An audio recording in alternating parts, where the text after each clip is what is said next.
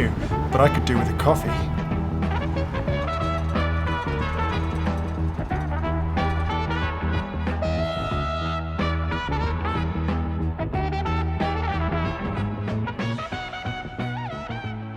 Now, in the era of beautiful cars like this, if you stopped by the side of the road and needed a coffee, there wasn't a lot of choice. Maybe you're one of those terrible people bringing a thermos of Nescafe from home. But we don't roll that way. We do it properly. Today I'm going to be using this.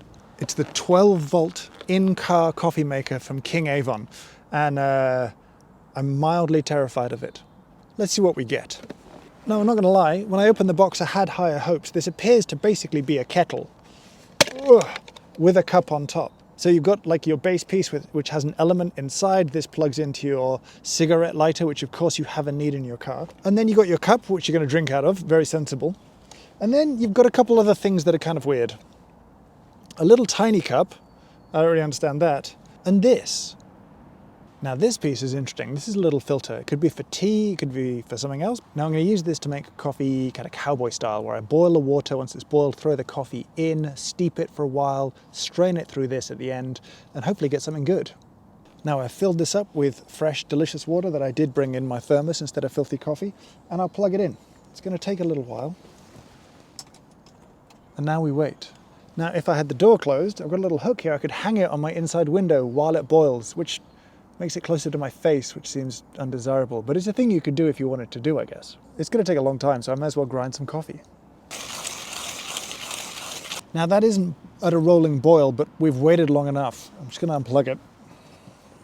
And I can bring it out here.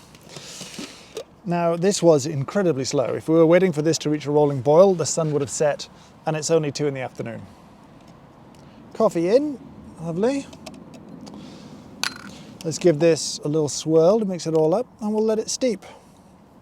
Now, on the box, it looks like this is what people are doing. There's a kind of weird, muddy-looking coffee on the side of the box, but the box is a bit faded, so I don't really know. We'll let this steep for a couple of minutes. We'll swirl again, knock the coffee to the bottom, strain, and have a taste. All right, here we go. Knocked you to the bottom. Let's give you a gentle strain.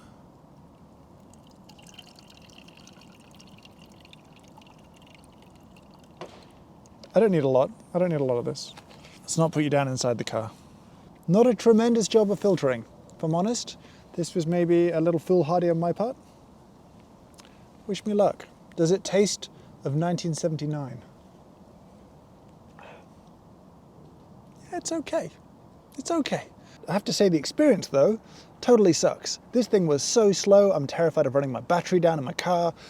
I would have been waiting probably 40 minutes to get that thing to boil. Terrible. Ugh. Actually, do you know what? If I'm honest, it's terrible. It's more offensive than my mustache. It is not good. I don't know why I said it was okay. It's bad.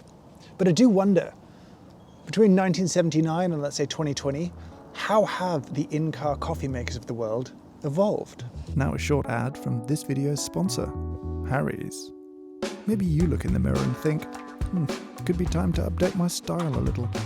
Well, Harry's sent me a trial kit containing a stunning razor with a weighted handle and rubberized grip, along with some of their foaming shave gel, and a super useful travel cover to keep things in optimum condition wherever you go. These razors are sharp and durable, giving a close, comfortable shave, and they're manufactured in Harry's own factory in Germany. And they're affordable too, starting at just $2 for a refill. Harry's have a great offer for you. They'll send you this very same trial kit for just $3, and you can enjoy that delightful shaving experience and be supporting this channel at the same time. So go, get your trial set for just $3 by clicking the link in the description. Fashions may come and go, but great grooming never goes out of style. Thanks to Harry's for sponsoring this video.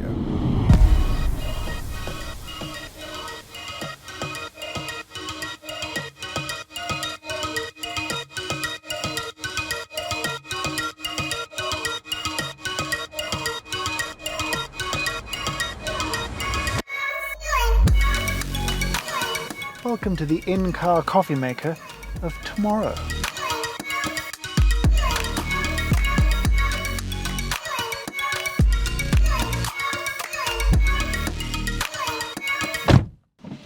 So we're going to talk about this today. This is the modern alternative. This is your 12-volt in-car coffee maker. And it looks kind of cute. It comes with a little mug, which is nice. And then also, it's sort of a pour over, so you've got a little spout at the top here, and then your brew basket. Now, the capacity of this is a bit smaller. It is 170 watts, so that at least in this case I know how much power it's going to draw, which is a decent amperage, actually. That's kind of interesting. And it'll only do 150 mils of water.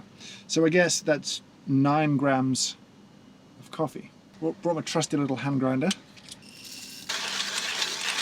So let's dose this into our little brew basket, which is very sweet, to be honest. And then there's a max and min fill here. Appreciate you may not have a small glass carafe when you're traveling, but you know, let's bang on the max fill line, which is good. Let's plug it in and switch it on.